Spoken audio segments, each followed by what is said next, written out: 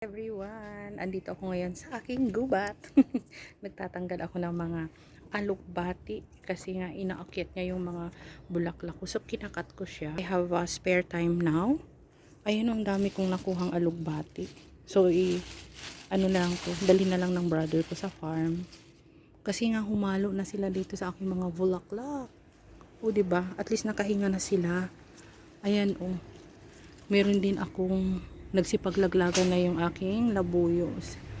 Nasili na munga na rin. So ito, at least diba hindi na suffocate. Akyatin ko pa to. Akyat pa ako dyan. Ayun, nakakatuwa lang. Tingnan niyo yung pero ko. Haba na oh. Siguro tatalian ko na lang to.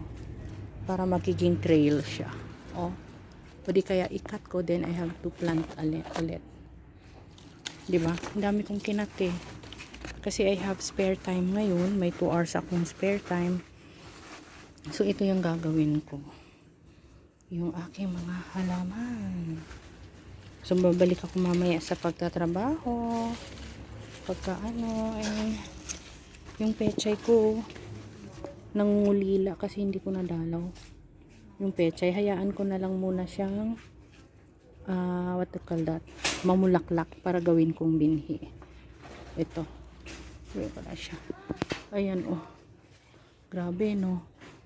Dito pa lang to sa gilid ng bahay ko. Meron pa sa likod. Diyos ko tingnan nyo.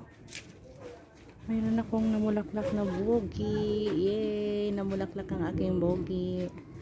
Kaya nakakatuwa. And look at this. Nagkaroon siya ng maraming baby. Baby. Ang aking halaman. Parang pwede ko na siyang ilipat yung iba, 'di ba? Oh, pag tumanda tong konti, ililipat ko na 'yan. Ilipat ko siya. So ayan, ang gwapo-gwapo niya. Oh. Okay. Oh, 'di ba? Variegated 'yan. Thank you. Wow, ang ganda. Kailangan ko lagyan to ng lagyan ko siya ng trail. O, diba? Yay! Ang ganda niya. Yung iba kong halaman ay namatay. Dahil hindi ko nadalaw.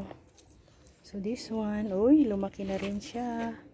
Maglalagay akong, pataba mamaya. So, yan ang aking video for now. And, ayan, oh. Diba? Ang ganda. Ang ganda ng aking mga halaman. Thank you.